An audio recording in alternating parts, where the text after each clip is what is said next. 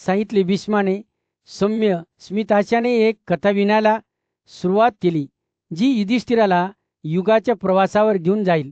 तो एक महान ऋषी, अफाट शहाणपण आणि शक्तीचा ऋषी, ज्याने आपल्या समर्पित शिष्याला आपले ज्ञान दिले होते.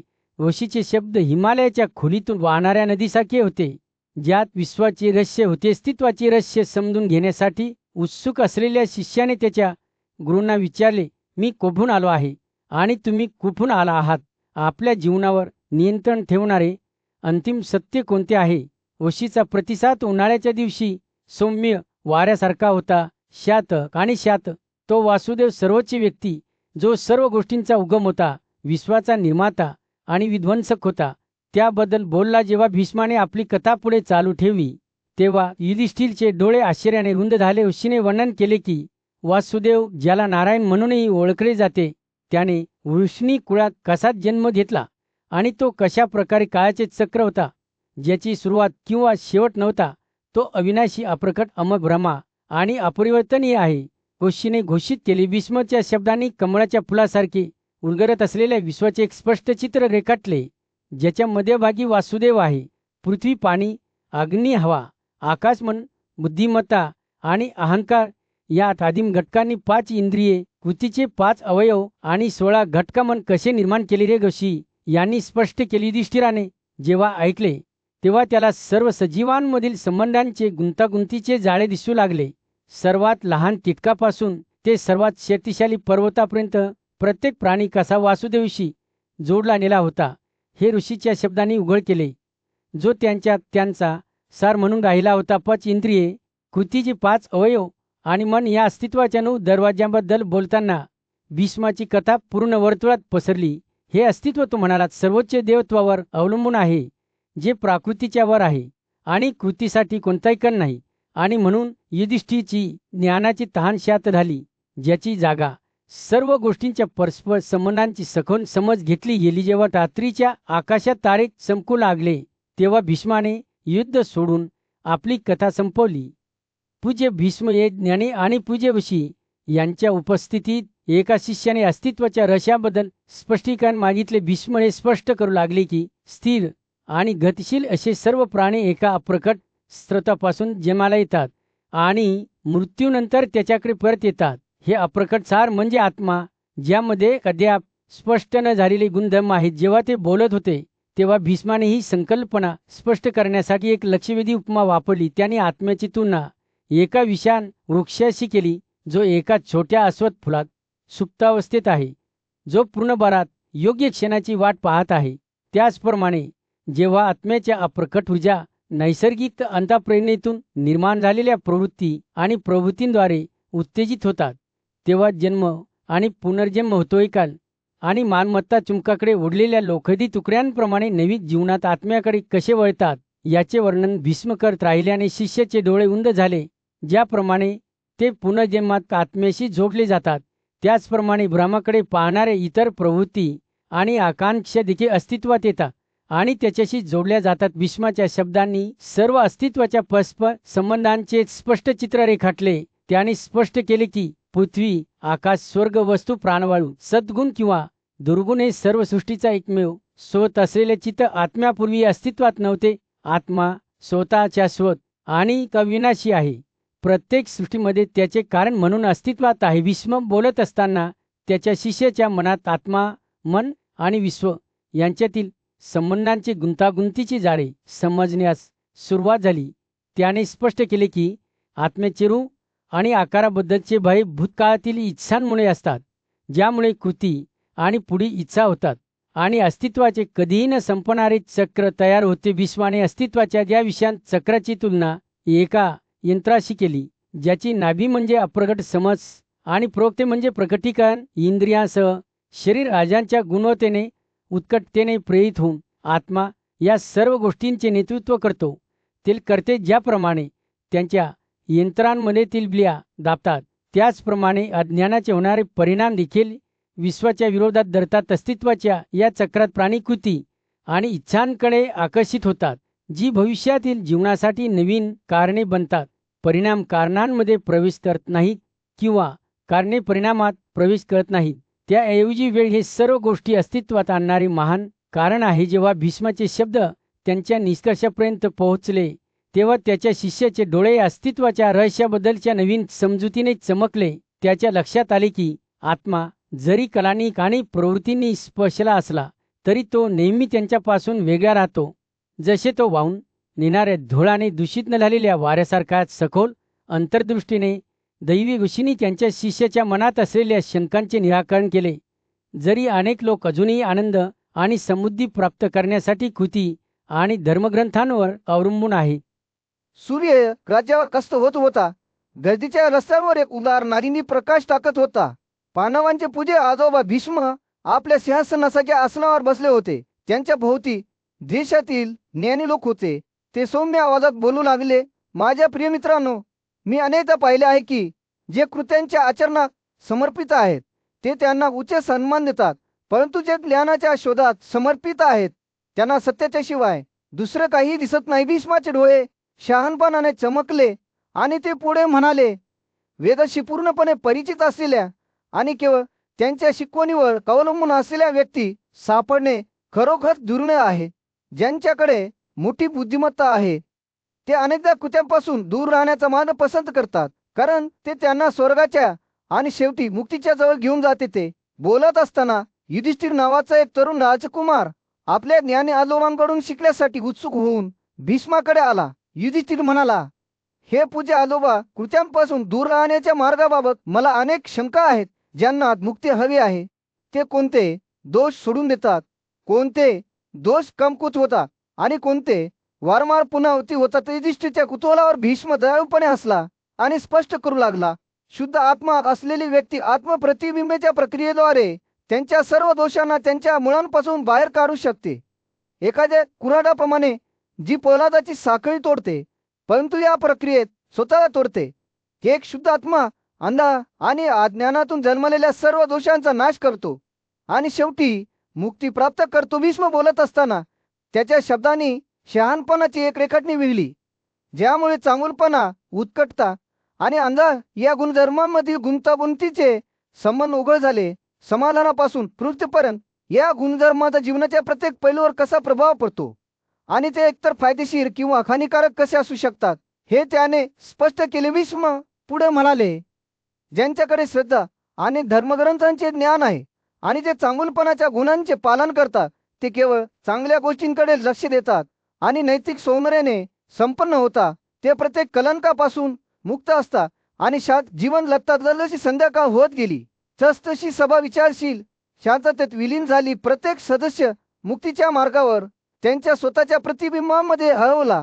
रात्रीच्या आकाशात तारे चमकू लागले आणि भीष्माचे शब्द हवेत हलक्या वाऱ्यासारखे तरंगू लागले, ज्यात शहाणपण आणि मुक्तीचे वचन होते.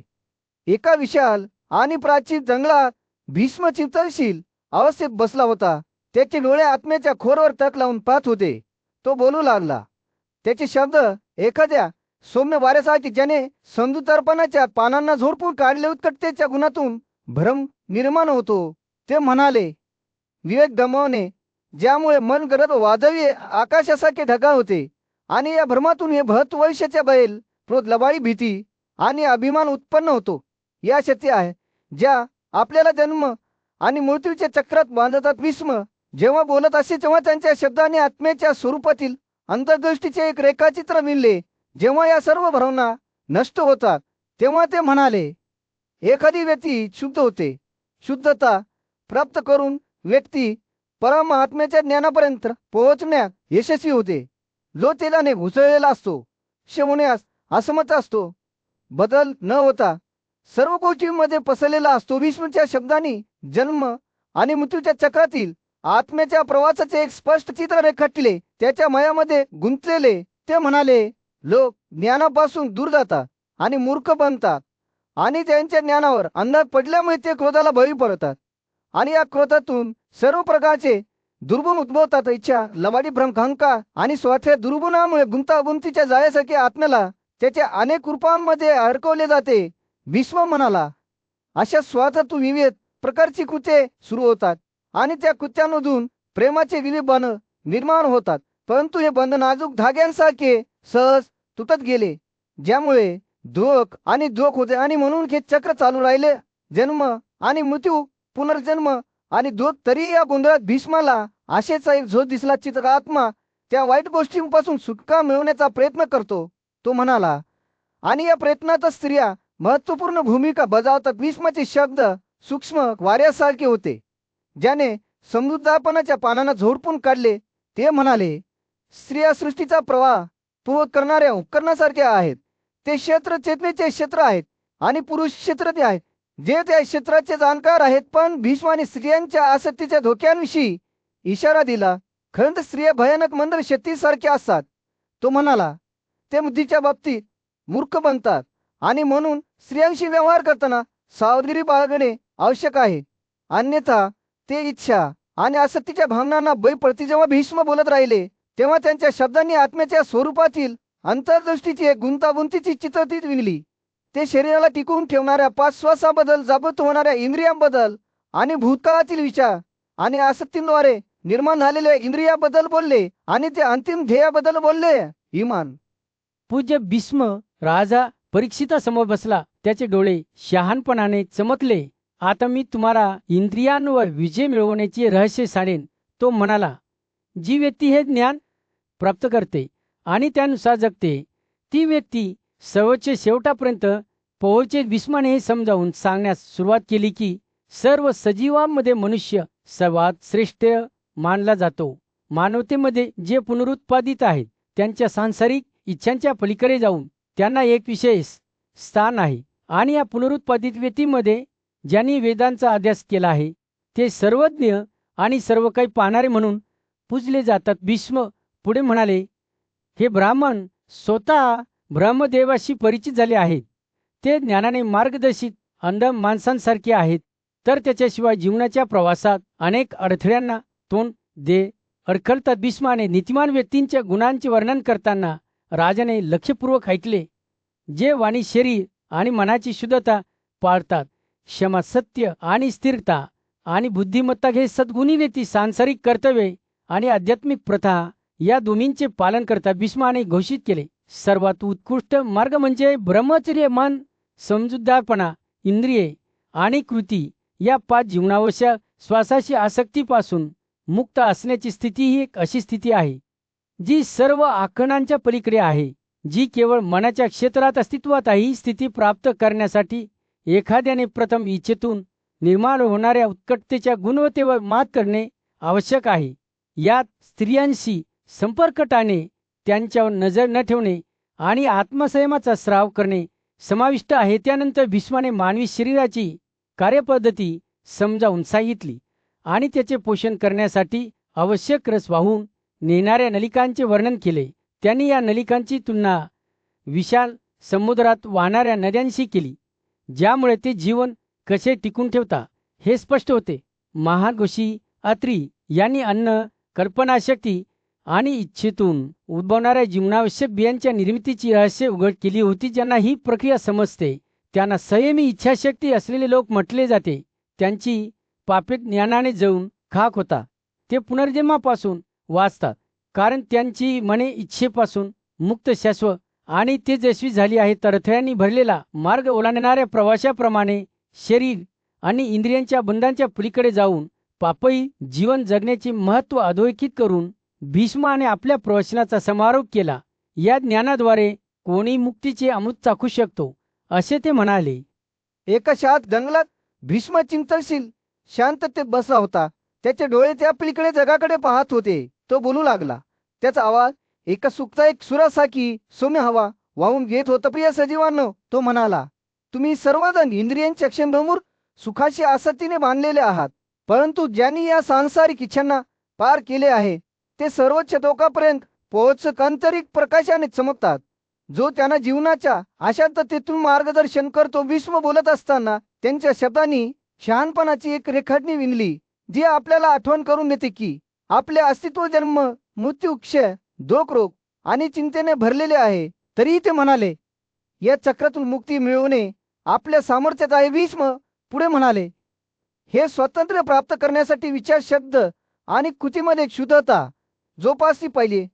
एखाद्याने गर्वाचा त्याग केला पाहिजे, भोंदूपणाचे साधे जीवन जगले पाहिजे आणि सांसारिक वस्तूविषयी आसक्त न होता आनंदाचा पाठपुरावा केला पाहिजे. भीष्माचे शब्द एका हलक्या पावसाच्या सरीसारखे होते, जी आपल्या आत्म्याच्या कोरड्या मातीचे पोषण करत होती.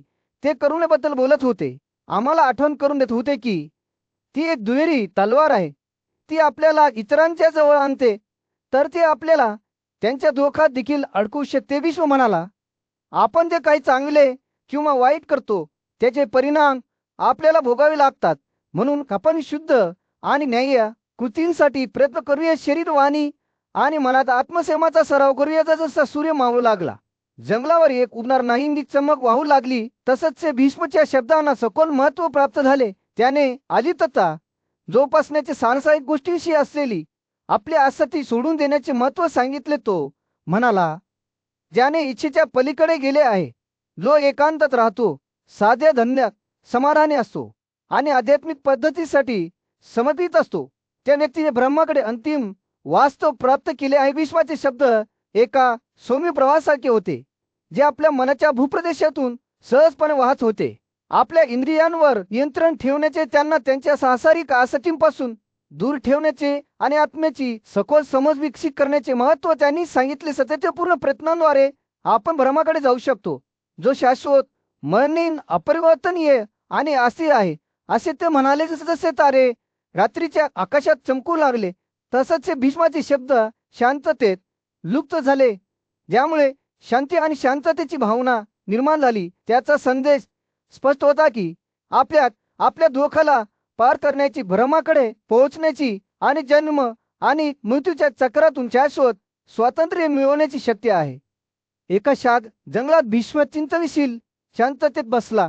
त्याचे डोळे आत खोलवर टक लावून पाहत होते. योगीच्या मार्गाचे रहस्य सांगताना त्याचे शब्द शहाणपणाने टपकत तो बोलू लागला. भीष्म म्हणाला, जो योगी पापरहित ब्रह्मचर्याच्या मार्गावर चालण्याचा प्रयत्न करतो, त्याने आधी झोप आणि स्वप्नाचे स्वरूप समजून घेतले पाहिजे. कारण स्वप्नांमध्ये आपला मूर्त आत्मा उत्कटतेने आणि अंधाराने प्रभावित होतो आणि आपल्याला खऱ्या अर्थाने आपल्या नसलेल्या इच्छा असतात. भीष्माचे शब्द उन्हाळ्याच्या दिवशी हलक्या वाऱ्यासारखे हवेत तरंगले, जेव्हा तो जागे राहण्याचा प्रयत्न करणाऱ्या योगीबद्दल बोलत राहिला. हा योगी ज्ञानासाठी स्वतःला समर्पित करतो, समर्पण आणि चिकाटीने स्वतःला लागू करतो. या शिस्तीद्वारे तो सतर्क आणि जागरूक राहतो. आपल्या सर्वांना वेढलेल्या झोपेपासून स्पर्श राहतो समजून घेण्यासाठी उत्सुक असलेला एक तरुण साधक भीष्माकडे आला. साधकाने विचारले, मला सांगा, आदरणीय व्यक्ती, ही अशी कोणती स्थिती आहे ज्यामध्ये आपल्या इंद्रिये निलंबित असतानाही आपण स्वतःला वस्तू आणि कृतीने वेढलेले मानतो? भीष्म हसला. त्याचे डोळे ज्ञानाने चमकले. या प्रश्नाने अनेक ऋषींना गोंधळात टाकले आहे, परंतु त्याचे उत्तर एकदा स्वतः महान गुरु हरी यांनी दिले होते. त्याने स्पष्ट केले की हे मनाच्या सर्जनशील सामर्थ्यामुळे आहे, जे भूतकाळातील असंख्य जीवनाची छाप एकत्र विणते. भीष्म बोलत असताना पानांमधून एक सौम्य वारा वाहत होता, ज्यात प्राचीन शहाणपणाचे कुजबूज होते. मन तो पुढे म्हणाला, आपल्या इंद्रिये झोपलेली असतानाही सदैव उपस्थित राहते आणि म्हणून स्वप्नांमध्ये आपण आपल्या भूतातील क्षण पुन्हा अनुभवतो, जे आपल्याला आकार देणाऱ्या चांगुलपणा, उत्कटता किंवा अंधाराच्या गुणधर्मामुळे प्रभावित होतात. भीष्माचे शब्द हवेत लटकत असताना गटावर एक शांतता पसरली, जी जागृत चेतनेच्या पडद्याच्या पलीकडे असलेल्या रहस्यांची आठवण करून देते. भीष्म शेवटी म्हणाला, ज्या योगिनाने अंधार आणि अज्ञानाला पार केले आहे, तो ब्रह्मांडाचे कारण असलेल्या परमब्रह्मसोबत एकरूप होतो. शुद्ध ज्ञान प्राप्त करण्यासाठीच्या आपल्या प्रवासाचे हे अंतिम ध्येय आहे, जे अंधारात दीपस्तंभासाठी चमकते. जसा सूर्य क्षितिजाच्या खाली बुडाला जंगलाला एका उबदार सोनेरी प्रकाशात ढकलत होता, तसंच भीष्माचे शब्द संपुष्टात आले. साधक चिंतनशील शांततेत बसले. त्यांचे मन पूज्य भीष्माने सामायिक केलेल्या शहाणपणावर चिंतन करत होते. पूज्य भीष्म गहन चिंतन करत बसला. त्याचे डोळे काळाच्या विशाल विस्ताराकडे पाहत होते. तो त्याचा आवाज उन्हाळ्याच्या दिवशी सौम्य वाऱ्यासारखा बोलू लागला. ब्रह्माला खरोखर जाणून घेण्यासाठी तो म्हणाला, एखाद्याने आवश्यक विषय समजून घेतले पाहिजे. पहिले म्हणजे स्वप्नांचे क्षेत्र, जिथे वास्तव आणि भ्रम यांच्यातील पडदा पातळ असतो. मग स्वप्न झोपेची स्थिती असते, जिथे मन स्थिर आणि शांत असते. त्यानंतर आपल्याला गुणांनी सूचित केल्याप्रमाणे ब्रह्म आहे, जे गुण विश्व तयार करतात. आणि शेवटी सर्व गुणांच्या पलीकडे ब्रह्म आहे, सर्व अस्तित्वामध्ये अंतर्भूत असलेले अप्रकट शाश्वत सारविश्व बोलत असताना त्यांच्या शब्दांनी गहन आणि सुलभ अशा दोन्ही प्रकारच्या अर्थाची एक चित्र विणली. प्रकट तो पुणे म्हणाला जन्म आणि मृत्यूच्या अधीन आहे, परंतु अप्रकट चित्त आत्मा या चक्रांच्या पलीकडे जातो. महान व नारायण यांनी या द्वैताचे वर्णन तत्व अंतिम वास्तव असे केले आहे. विश्वच्या शब्दांनी विश्वाचे त्याच्या सर्व गुंतागुंतीतील चित्र रेखाटले.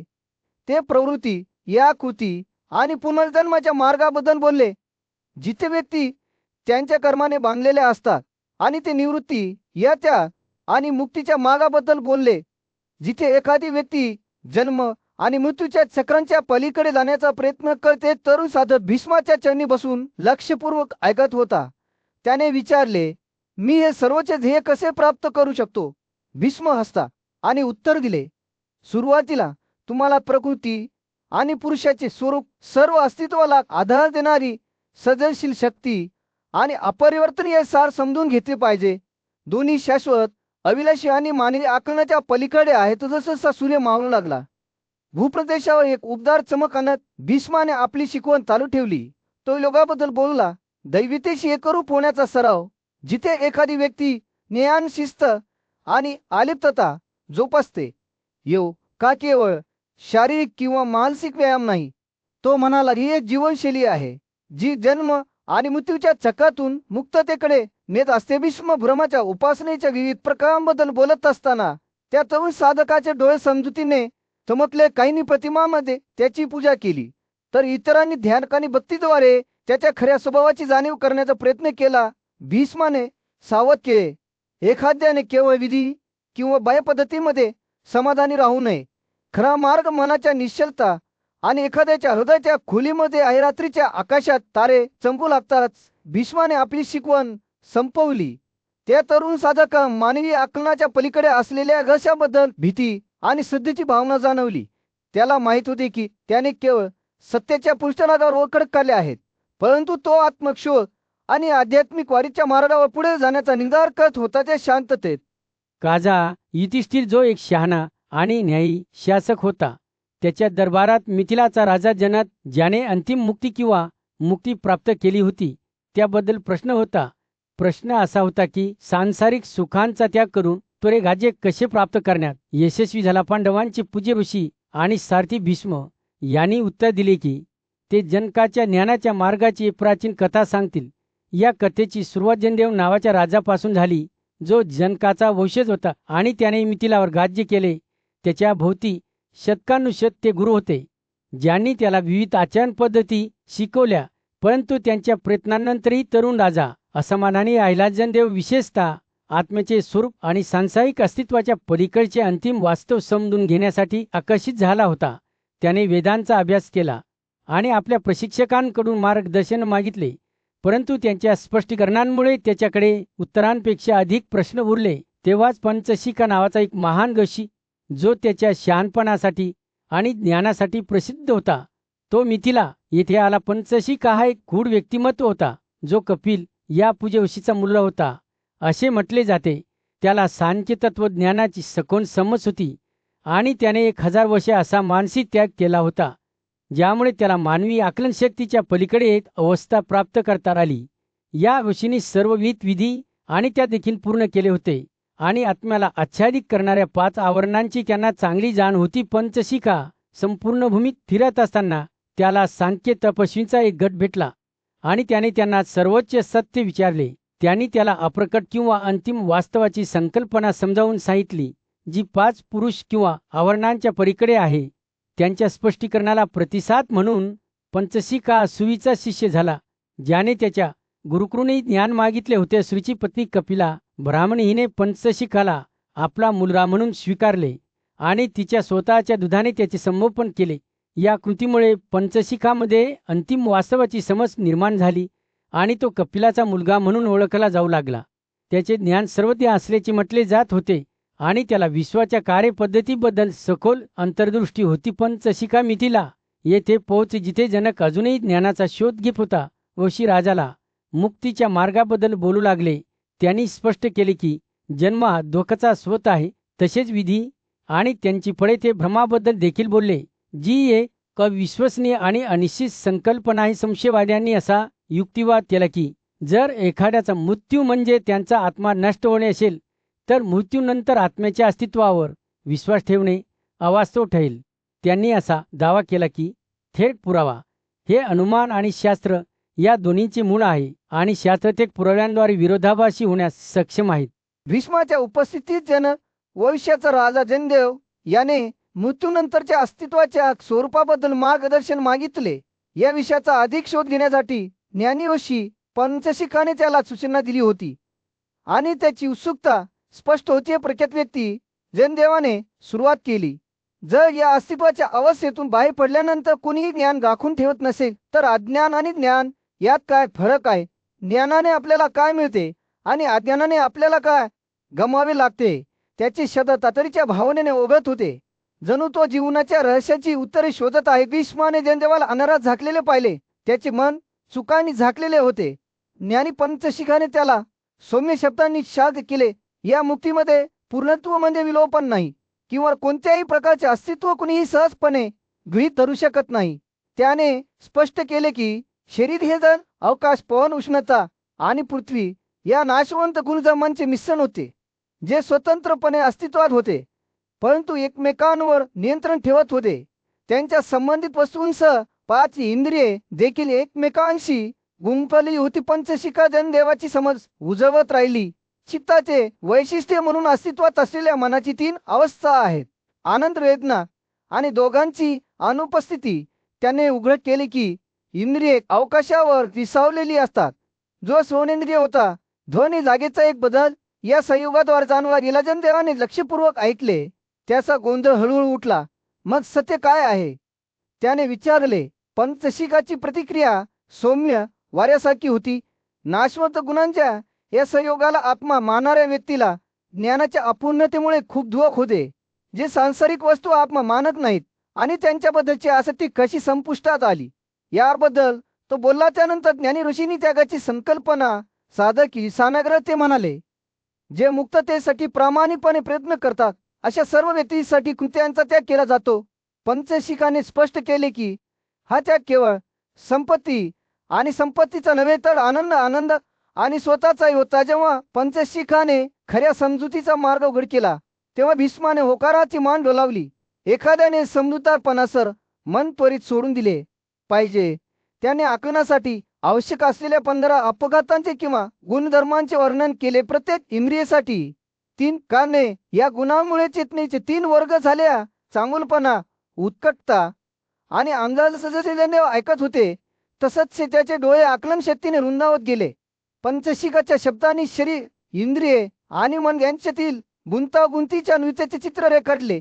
शहाण्या ऋषींनी असे म्हणत समारोप केला की आनंद किंवा समाधान असत चेतनेची जी काही स्थिती अस्तित्वात होती ती चामूरपणाच्या गुणवत्तेमुळे होती.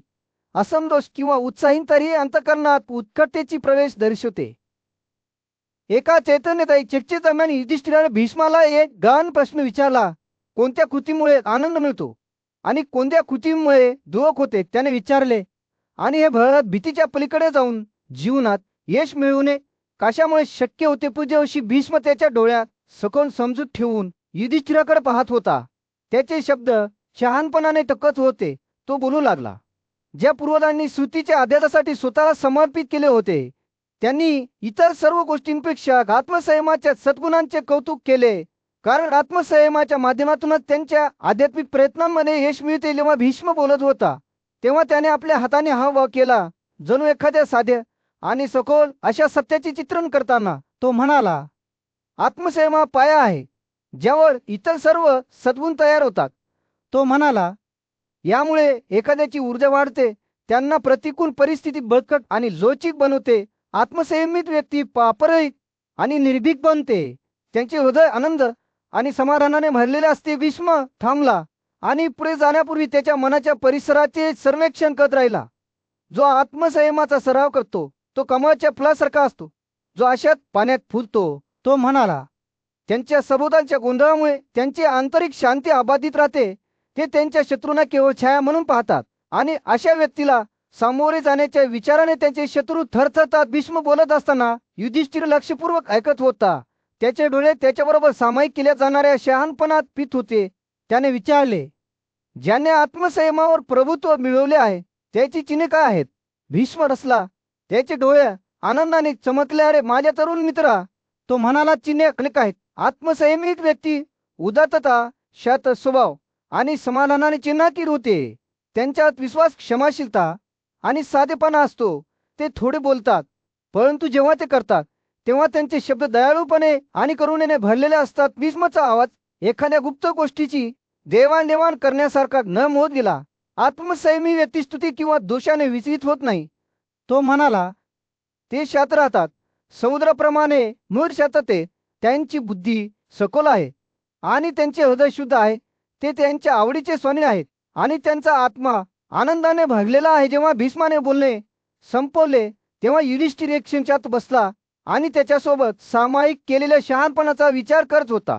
मग त्याने डोळ्यात आश्चर्याने भीष्माकडे पाहिले. आदरणीय, तुम्ही मला खऱ्या आनंदाचा आणि यशाचा मार्ग दाखवला आहे. मी तुमच्या पावलावर पाऊल ठेवू आणि माझे हृदय आत्मसंयमाने भरू दे, असे ते म्हणाले. हस्तिनापूरच्या राजावर नुकताच सूर्य उगवायला सुरुवात झाली होती. त्याने गजबजलेल्या रस्त्यांवर एक उल्हार चमक दाखवली होती. राजा पांडूचा मोठा मुलगा युधिष्ठिर त्याच्या पूज्य आजोबा भीष्मासमोर उभा होता आणि आध्यात्मिक अभ्यासाच्या गुंतागुंतीबद्दल मार्गदर्शन मागत होता. आजोबा युधिष्ठिराने विचारले, मी अनेकदा लोकांना मुले आणि स्वर्ग मिळवण्यासाठी मांस आणि द्राक्षारसासह बलिदानाचे अवशेष खाताना पाहिले आहे. या कृतीचे स्वरूप काय आहे? त्याने समजावून सांगण्यास सुरुवात करताच भीष्माचे डोळे शहाणपणाने चमकले.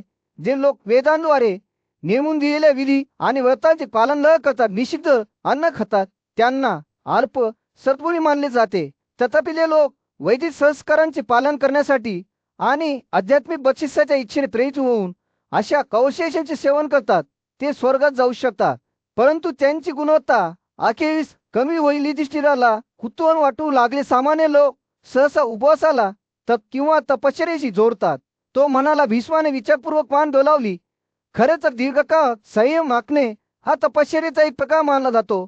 तरीही ज्ञानी लोकांच्या नजरेत अशा कृती केवळ आत्म्याच्या खऱ्या समजुतीसाठी अडथळा आहेत. उन्हाळ्याच्या दिवशी सौम्य वाऱ्यासारखे भीष्माचे शब्द हवेत तंगले. खरी तपस्या, तो पुढे म्हणाला, शारीरिक वंचित नाही तर सांसारिक आसक्तीचा त्याग करण्यात आणि विनम्रता जोपासण्यात आहे. जी व्यक्ती आपल्या इच्छांचा त्याग करते आणि सर्व प्राण्यांची करुणेने पूजा करते ती व्यक्ती तपश्चर्येचा सर्वोच्च प्रकार करत असल्याचे म्हटले जाते. भीष्माने या मार्गाच्या आदर्श साधकाचे वर्णन केल्याप्रमाणे युधिष्ठिरचे डोळे रुंदावले.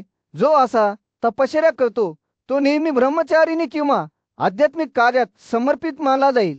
जरी तो कौटुंबिक जीवनात राहिला तरी तो स्वभावाने शाकाहारी आणि आत्म्यात शुद्ध होईल. त्याची उपस्थिती त्याच्या सभोवतालच्या लोकांसाठी अमृतासारखी असेल आणि बळीचे अवशेष खाणारा म्हणून त्याची पूजा केली जाईल. युधिष्ठिरचे मन प्रश्नांच्या धावपळीत होते. जो असा तपश्चर्या करतो त्याला नेहमी उपवास किंवा ब्रह्मचर्याच्या व्रताशी समर्पित कसे मानले जाऊ शकते? भीष्म हसला. त्याचे डोळे प्राचीन शहाणपणाने चमकले. जर तो दिवसातून फक्त 2दा ठराविक वेळ खात असेल आणि अंतराने सांसारिक इच्छांपासून दूर राहिला तर तो नेहमी उपवास करणारा मानला जाईल. सत्य बोलून आणि शहाणपणाचे पालन करून तो खरा ब्रह्मचारी बनतो. विधीमध्ये बळी न दिलेले मांस कधीही न खाल्ल्याने तो कठोर शाकाहारी राहतो. त्याचे दान त्याला शुद्ध करेल आणि त्याच्या जागृततेमुळे त्याला नेहमी सतर्क राहण्याचा किताब मिळेल, असे भीष्म बोलत होते. तशी युधिष्ठिरची समज अधिक सखोल होत गेली. त्याने पाहिले की आध्यात्मिक वारीचा मार्ग बाह्य पद्धतीमध्ये नाही तर आंतरिक सद्गुण विकसित करण्यात आहे. आपले आजोबा भीष्म यांच्याशी झालेल्या संभाषणादरम्यान युधिष्ठिराने एक गहन प्रश्न उपस्थित केला. हे भरत, तो म्हणाला, आनंद किंवा सहनशीलतेसाठी फळे निर्माण करण्याच्या उद्देशाने चांगले आणि वाईट कृत्ये माणसाशी जोडली जातात. मनुष्य मात्र त्यांचा करता मानला जावा की त्याला तसे मानले जाऊ नये. त्याच्या मनात क्षमता स्पष्ट होती आणि त्याने या विषयावर स्पष्टता मागितली. भीष्म शहाणा आणि आदरणीय जाणून बोलून हसला. हे युधिष्ठिर, त्याने सुरुवात केली. या संदर्भात दैत्यांचा प्रमुख प्रल्हाद आणि देवांचा राजा इंद्र यांच्यातील प्रवाहाची एक प्राचीन कथा आहे. पुढे बोलताना भीष्माचे डोळे चमकले. प्रल्हाद हा महावीरवान आणि सद्गुणी माणूस होता. त्याने सर्व सांसारिक बंधनाचा त्याग केला होता आणि त्याचे हृदय शहाणपणाने भरले होते. भीष्म बोलत असताना युधिष्ठिराने लक्षपूर्वक ऐकले. त्याचे मन या कथेकडे ग्रहणशील झाले असे वाटत होते की प्रल्हादाने आंतरिक शांतीची स्थिती प्राप्त केली होती, जी जीवनातील चढउतारांपासून अस्पर्श होती. त्याचे घरी एक रिकामी खोली होती, ज्यात लक्ष विचलित झाले नव्हते, जिथे त्याने आत्म्याचा अभ्यास आणि मुक्तीचा पाठपुरावा करण्यासाठी स्वतःला समर्पित केले. की दिवशी जेव्हा प्रल्हाद चिंतनशील अवस्थेत बसला, तेव्हा इंद्र त्याच्या समोर प्रकट झाला. हे राजा, इंद्र म्हणाला, मी तुझ्यात राहणारे ते सर्व गुण पाहतो, ज्याद्वारे एक व्यक्ती सर्वांचा सन्मान मिळवते. तुझी समजूत एखाद्या लहान मुलासारखी दिसते, जे असती आणि तिरस्कारापासून मुक्त आहे. प्रल्हाद शांतपणे रसला. त्याचे डोळे आतील प्रकाशाने चमकलेला सांगा, हे प्रल्हाद, आत्म्याचे ज्ञान मिळवण्याचे सर्वोत्तम साधन कोणते आहे? तू आता दोरखंडात बांधलेला आहेस, तुझ्या पूर्वीच्या स्थानावरून पडला आहेस, तुझ्या शत्रूंच्या अधिपत्याखाली आला आहेस आणि समृद्धीपासून दूर आहेस. तरी तू दोघारा कसा गुंतलेला नाहीस. प्रल्हादाचा प्रतिसाद उन्हाळ्याच्या दिवशी सौम्य वाऱ्यासारखा होत आहे. सक्र, तो म्हणाला, जो सृष्टीच्या सर्व वस्तूंच्या उत्पत्ती आणि नाशाबद्दल अज्ञानी आहे, तो अशा अज्ञानाचा परिणाम म्हणून चकित होतो. मात्र ज्याला निसर्ग आणि तिच्या परिवर्तनामधील फरक समजतो, तो कधीही चकित होत नाही. प्रल्हादाचे शब्द नदीसारखे वाहत होते. युधिष्ठिराला त्याच्या शात पाण्यावर घेऊन जात होते. अस्तित्वात असलेल्या सर्व गोष्टींचे मूळ निसर्गात आहे. ते पुढे म्हणाले, या संदर्भात एखाद्याच्या दृढनिश्चयाच्या निश्चिततेच्या परिणामी अभिमान किंवा अहंकाराने कधी प्रभावित होणार नाही. जेव्हा मला वैयक्तिकतेच्या सर्व नियमांचे मूळ काय आहे हे समजते, आणि जेव्हा मी सर्व वस्तूंच्या अस्तित्वाशी परिचित होतो, तेव्हा मी राक्षम असतो. हे सक्र दुःखात गुंतलेला असतो. प्रल्हादाचे शब्द बस सारखे होते. नशिबाशी स्वतःच्या संघर्षादरम्यान युधिष्ठिर भीष्माकडे गेला आणि समृद्धी गमावलेला आणि काळाने चिरलेला काजा अजूनही जीवनात अर्थ कसा शोधू शकतो याबद्दल शहाणपण शोधत होता. प्राचीन दंतकथेतून रेखाटलेल्या भीष्माने अस्वालचा पराक्रमी राजा ओली याच्याशी इंद्राच्या चकमकीची कथा साहित्य एकेनुसार सर्व असुरांना पराभूत केल्यानंतर इंद्राने वलीचा शोध घेतला, जो त्याच्या अमर्याद संपत्तीसाठी आणि आधार्यासाठी ओळखला जात होता. त्याने दैवी निर्माता ब्रह्माला विचारले की आता त्याची शक्ती कमी झाली आहे, म्हणून त्याला ही ओली कुठे मिळेल हे ब्राह्मण मला सांगा. इंद्राने विनवणी केली, मला असा असुरांचा प्रमुख कुठे सापडेल ज्याची संपत्ती त्याने सोडून देऊनही कमी होत आहे. तो वारा, वरुण, सूर्य, सोम आणि अग्नीचा देव होता, सर्व महान देवता. तो आता कुठे आहे? ब्रह्मा जाणून बुजून हसला आणि म्हणाला, हे मघावत, अशा प्रकारे ओलीचा शोध घेणे तुम्हाला योग्य वाटत नाही, तरीही मी तुम्हाला त्याचा ठावठिकाणा सांगेन. त्याने ऊंट किंवा बैल किंवा दाडो किंवा घोड्यांमध्ये जन्म घेतला असेल आणि रिकाम्या घरात राहत असेल. इंद्रची उत्सुकता वाढली आणि तो मायावी काजाला शोधण्यासाठी निराळा इंद्र जेव्हा पृथ्वीवर फिरत होता, ऐरावतच्या पाठीवर बसला होता, तेव्हा शेवटी त्याला ओलीचा सामना करावा लागला, जो आता भुशीवर जगणाऱ्या गाढवामध्ये रूपांतरित झाला आहे. इंद्र म्हणाला, हे दानवा, तू आता गाढव म्हणून जन्मला आहेस, जी अवस्थेत राहतोस. तुझ्या पूर्वीच्या गौरवासाठी तू दुःखी होत नाहीस का? मी जे पूर्वी कधीही पाहिले नव्हते ते मला दिसते. तुझे पतन, तुझी समृद्धी आणि मित्रांची हानी आणि तुझी क्षीण भुजा आणि पराक्रमोल्लीने शहाण्या डोळ्यांनी इंद्राकडे पाहिले. त्याचा आवाज स्थिर होता, हे वासवा, तू माझी सध्याची स्थिती पाहतोस, पण अंधारात लपलेले खजिना तुला दिसत नाहीत. जेव्हा माझी वेळ पुन्हा येईल तेव्हा तू त्यांना प्रकाशात परत येताना नक्की पाहशील, पण तुझ्या शब्दांमुळे तुझी कीर्ती किंवा जन्म होणार नाही. समृद्धीमध्ये तू माझी खिल्ली उडवतोस, तर शहाणपण आणि समाधान असलेले लोक शांत राहतात. ते कधीही दुःखात दुःखी होत नाहीत किंवा आनंदात आनंद करत नाहीत. इंद्राचे शब्द डळमळीत झाले होते, परंतु ओलीचे शब्द आणखी खोलवर गेले. ही आठवण करून देणारी गोष्ट आहे की खरी महानता बाह्य शक्ती किंवा संपत्तीमध्ये नाही, तर एखाद्याच्या चारित्र्याच्या आंतरिक सामर्थ्यात आहे. इंद्र निघून जाताना त्याने स्वतःचे नशीब आणि मानवी वैभवाचे क्षणभंगूर स्वरूप प्रतिबिंबित केले. ओलीच्या पूर्वीचा वैभव सूर्य मावळत होता. त्याच्या भव्य रूपावर छाया पडत होती.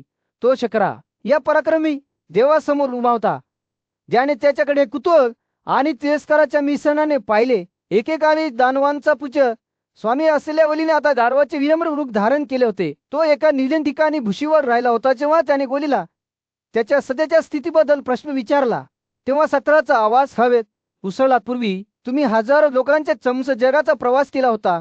तुमच्या वैभवाने आणि आम्हाला काहीच नाही असे मानले होते. आता तुम्ही नातेवाईक आणि मित्रांनी सोडून दिले आहात. या दयनीय अवस्थेमुळे तुम्हाला दुःख होत नाही का? सक्राचे शब्द दचकले, परंतु मुलीचा चेहरा अस्वस्थ राहिला. विचित्रपणे हसला. त्याचे डोळे सखोल समजुतीने चमकले. हे साकरा, मला दुःख होत नाही, तो म्हणाला, कारण मला माहित आहे की सर्व गोष्टी क्षणभंगुर आहेत.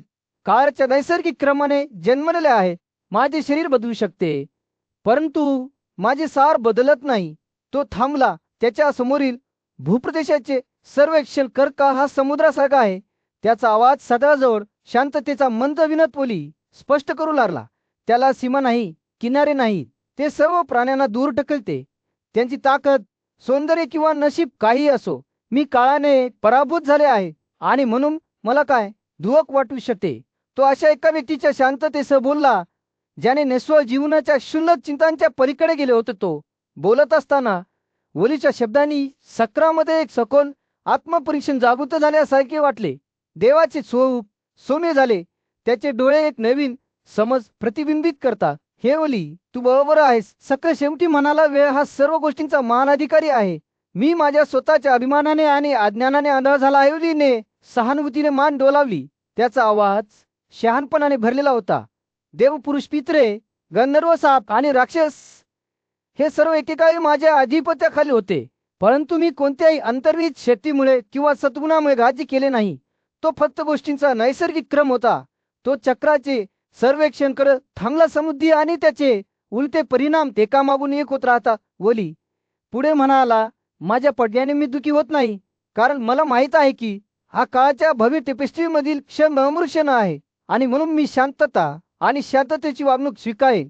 सर्व गोष्टींची अपरिवर्तनीयता मान्य करेन. जसा सूर्य शिथिलाच्या खाली बुडाला एका उदार नारिंगी प्रकाशात भूप्रदेशाला झोकून देत होता, तसे वलीचे शब्द सक्रावर सोने आशीर्वादाप्रमाणे स्थिरावलेले दिसत होते. देवाने हनुमान डोलावली. त्याचे डोळे एका नवीन समजाने भरलेले होते की खरे ध्यान माये शक्ती किंवा वैभवात नाही, तर काळाच्या अतुलनीय प्रवासाच्या मान्यतेमध्ये आहे. नश्वर आकलनाच्या पलीकडे असलेल्या क्षेत्रात भीष्म त्याच्या डोळ्यांसमोर उंगरत असलेल्या एका वैश्विक नाटकाचा साक्षीदार म्हणून उभा राहिला. पाचचा प्रख्यात दंडक इंद्र याने समुद्रीचे मृत स्वरूप असलेल्या देवी सेरीला उच्चाटण्याचा दैत्य राजा ओलीच्या रूपातून उगम पावताना पाहिले. जेव्हा स्त्री प्रकाशाने चमकला तेव्हा इंद्राचे डोळे आश्चर्याने मोठे झाले.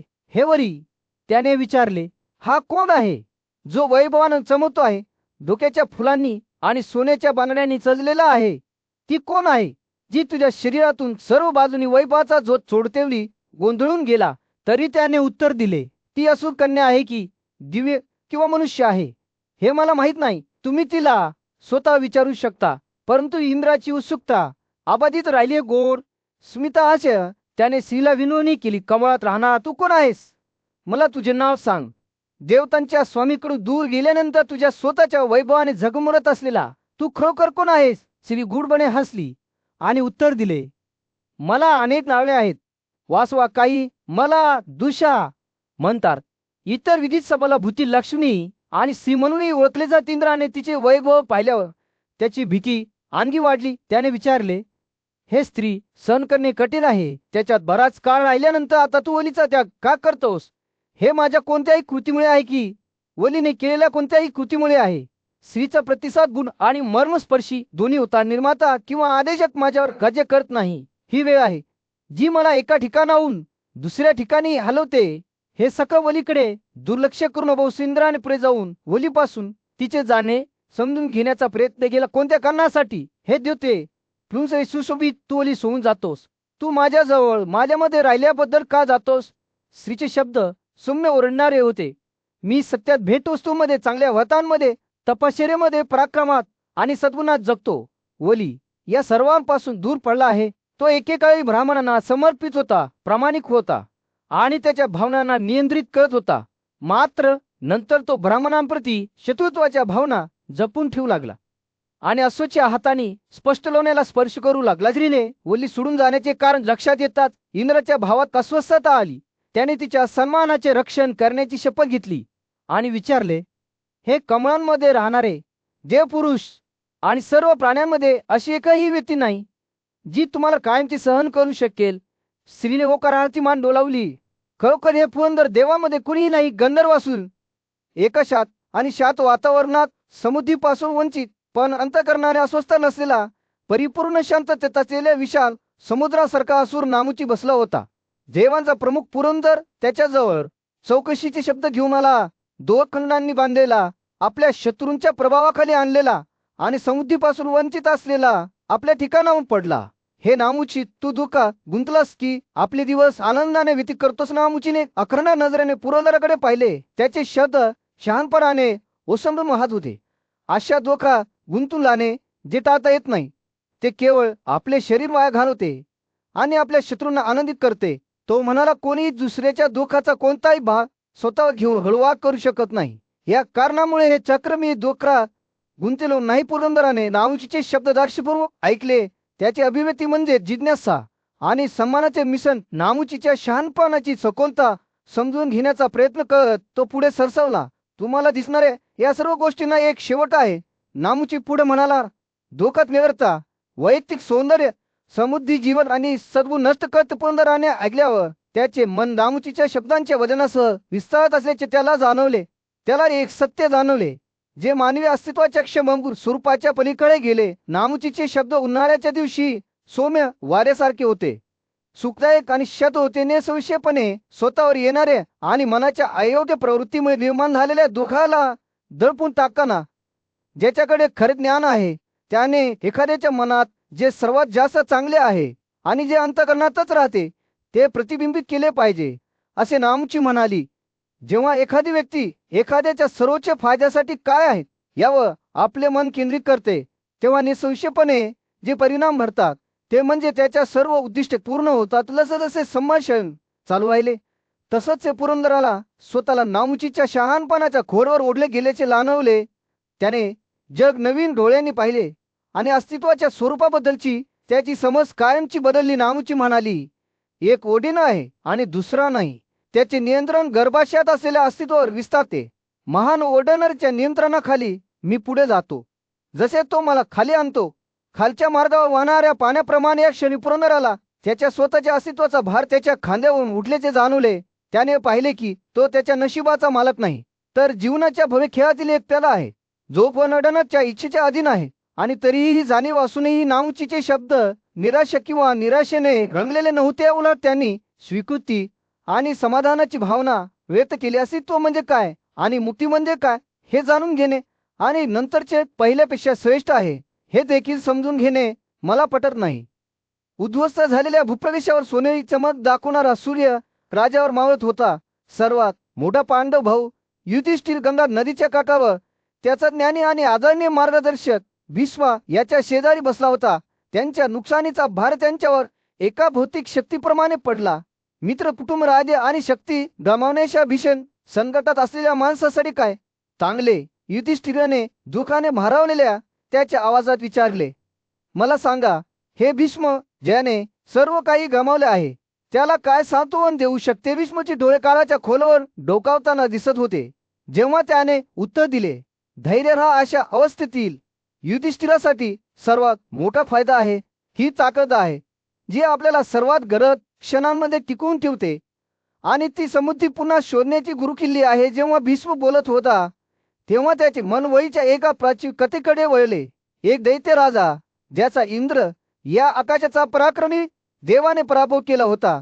तरीही जेव्हा इंद्र त्याच्या डोंगराळ गुहेत त्याचा सामना करत होता तेव्हा वलीने दुःख किंवा निराशेची कोणतीही चिन्हे दाखवली नाही. ते वली, तू अविचल का राहतोस?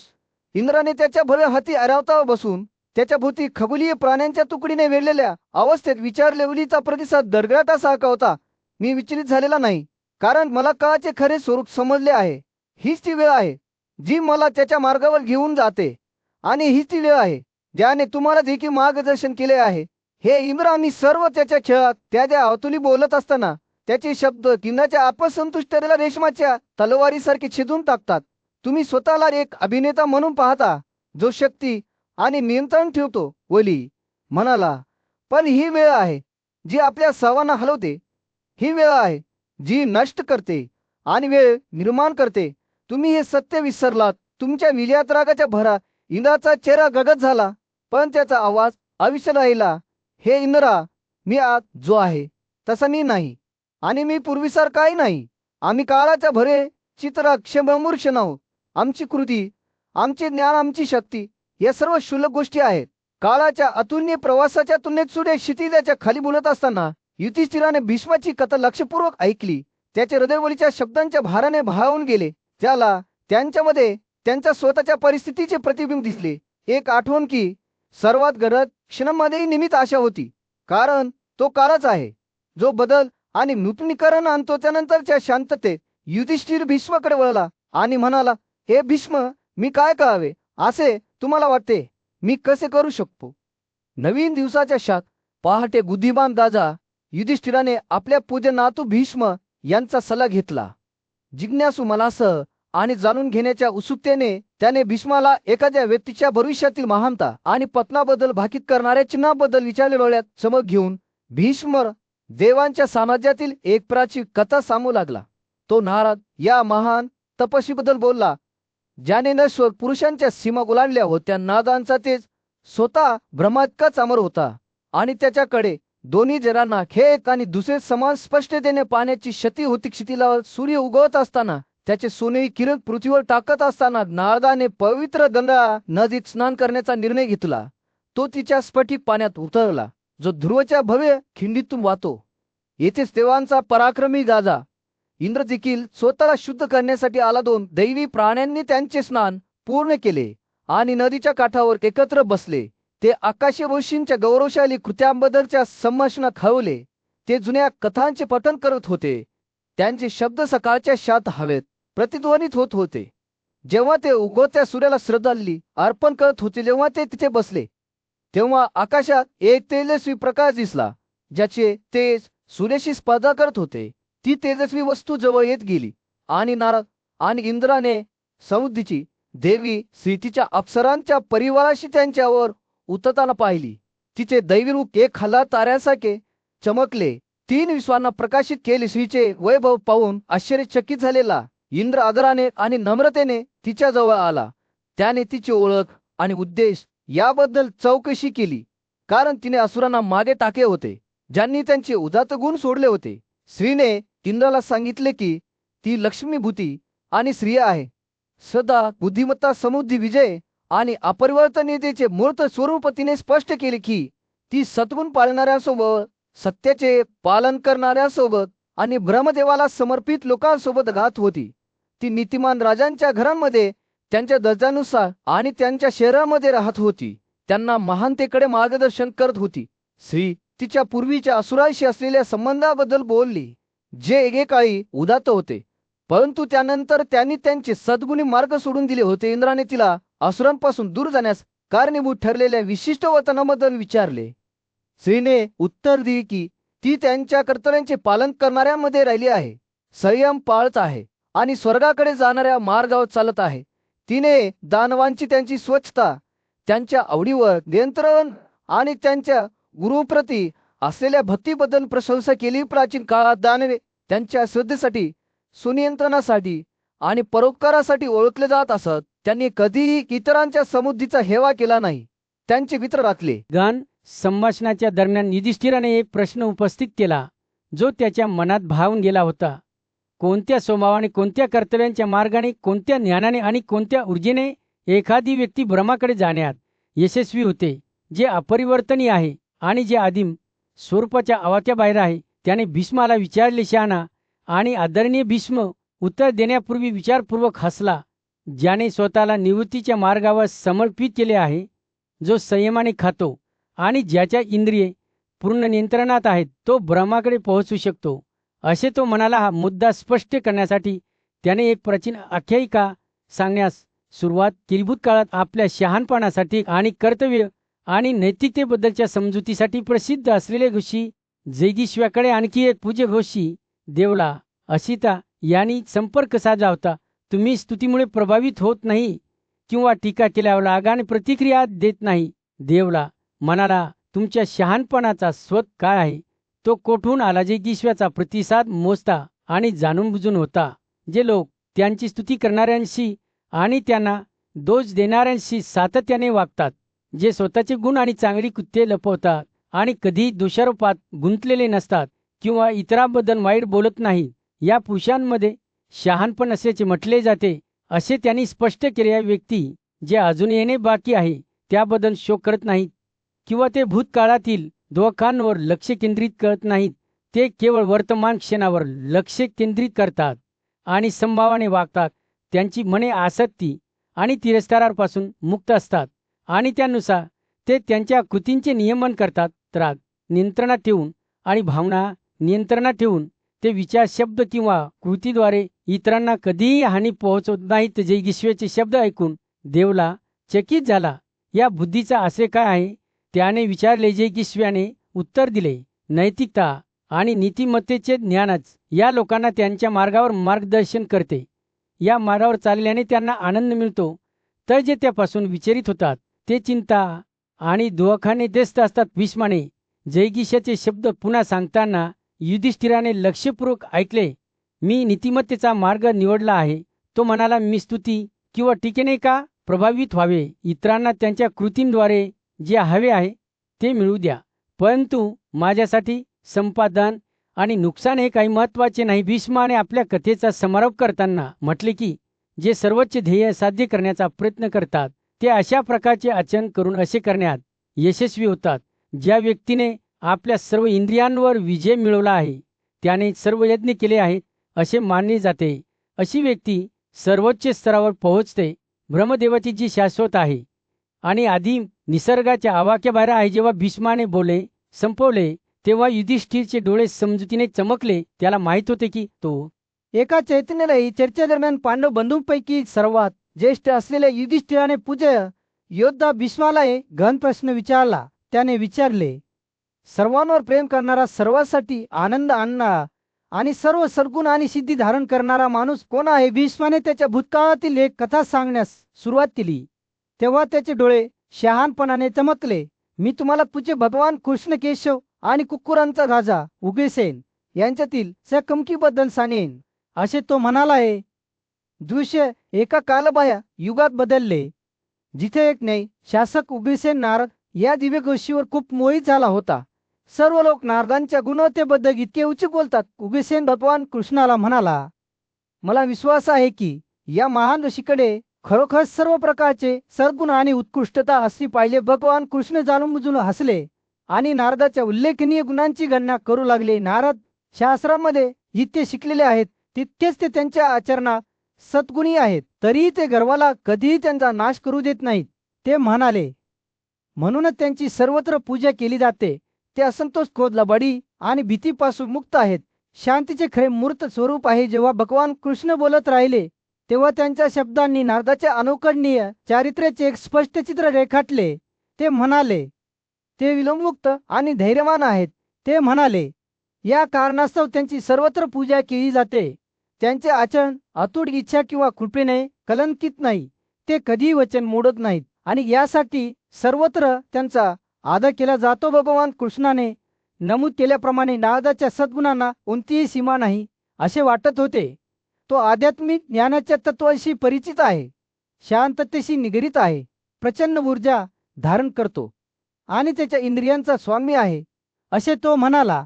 तो लबाडीपासून मुक्त आहे, बोलण्यात प्रामाणिक आहे आणि ऊर्जा, प्रसिद्धी, बुद्धिमत्ता, ज्ञान, विलंबता, जन्म, तपश्चर्या आणि वर्षांनी ओळखला जातो. जेव्हा भगवान कृष्णाने बोलणे संपवले तेव्हा सभा शांत झाली. नारदाच्या परिपूर्णतेच्या चित्राने मंत्रमुग्ध झाली. युधिष्ठिर भीष्माकडे आश्चर्याने पाहत होता. त्याचे डोळे दिव्य ऋषीबद्दल आदराने चमकत होते. युधिष्ठिराने विचारले, ज्याच्याकडे अशा प्रकारे सर्व गुण आणि सिद्धी आहे त्याच्यावर खरोखर कोण प्रेम करणार नाही?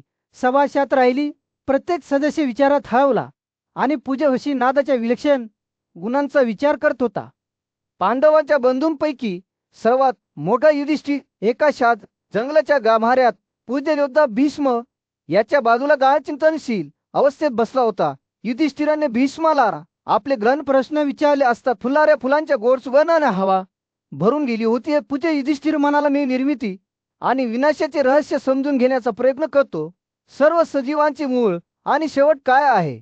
या जगात त्यांची कर्तव्ये आणि कृती काय आहेत? मला काळाची विभागणी आणि प्रत्येक युगातील जीवनाच्या निर्धारित कालावधीबद्दल जाणून घ्यायचे आहे. भीष्म त्याच्या भेदक नजरेने आणि शहाणपणाने स्मितास्य करत दिव्य व्यासाकडून उतरवलेल्या एका प्राचीन आख्यायिकेचे वर्णन करू लागला.